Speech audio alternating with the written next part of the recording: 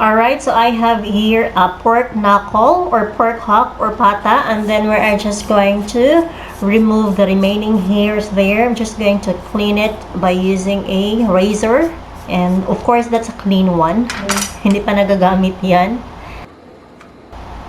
Just to make sure na wala ng balhibo na matitira, and then we're just going to wash it with water.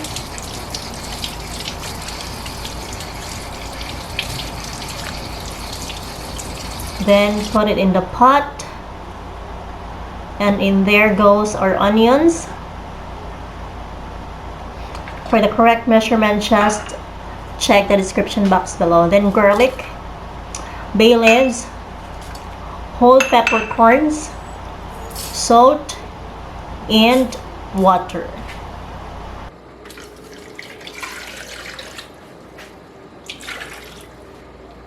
So, takpan lang natin siya, and then isa lang natin. We're just gonna let the water boil. And then once boiled, we're just gonna reduce the flame or the heat into medium. And then isi-simmer lang natin siya until yung meat natin ay magiging tender na siya, pork tender na siya. Of course, you can just flip it para yung other side is masubmerge siya sa tubig. Then check natin pag malambot na siya, and then pwede na nating patayin yung apoy. Normally mga 1 to 2 hours siguro, depende.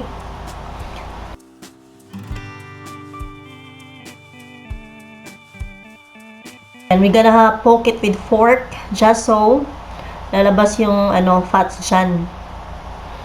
And also it's gonna help the skin become crispy.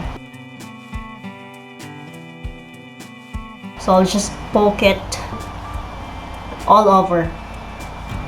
You can use fork, you can use barbecue stick on whatever. And then after that, we're just going to brush it with some vinegar. Vinegar also will help crisp up the skin, and then we're gonna add some soy sauce. Brush it with soy sauce. That will add some flavor onto our pata.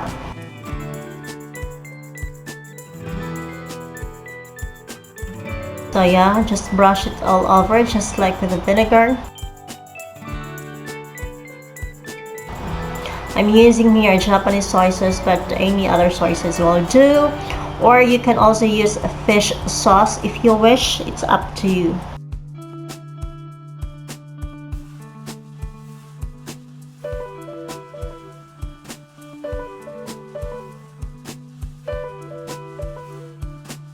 Then we're just gonna air dry if you wish, but also you can put it inside the fridge and have them dry it there, or have it dry it there overnight.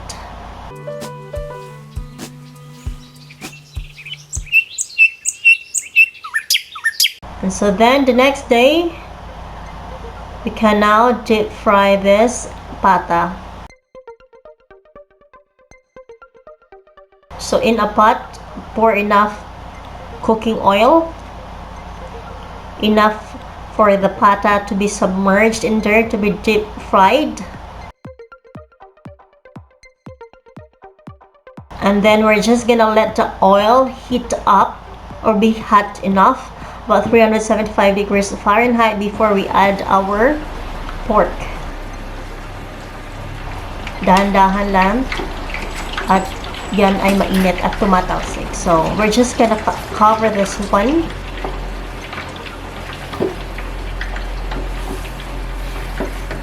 If you have a splatter cover, is that what it's called? You can use that one as well. So this is how it looks like. Again. So yeah, we're just gonna let it cook there, probably about 10 minutes or so. You can flip it halfway.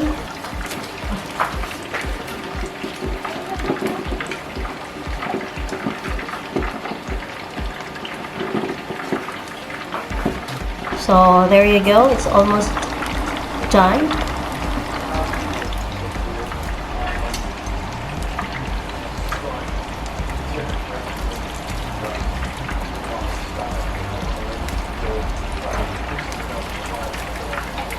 ingat-ingat. Ayan.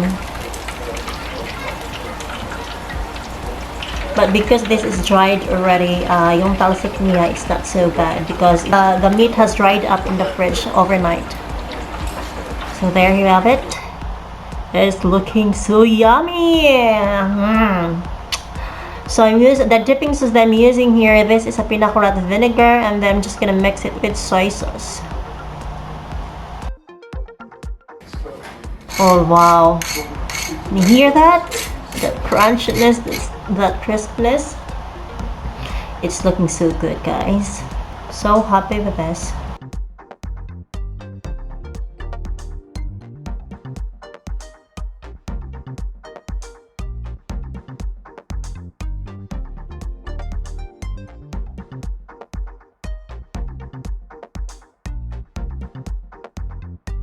Wow. Hear that? Really, really, really crispy. Can't wait to taste this one. Crispy indeed. That's what a crispy pata should be. And now it's taste test.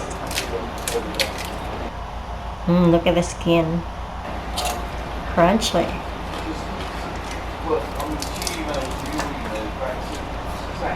Come on, eat with me, guys. I'm pretty sure you're drooling right there.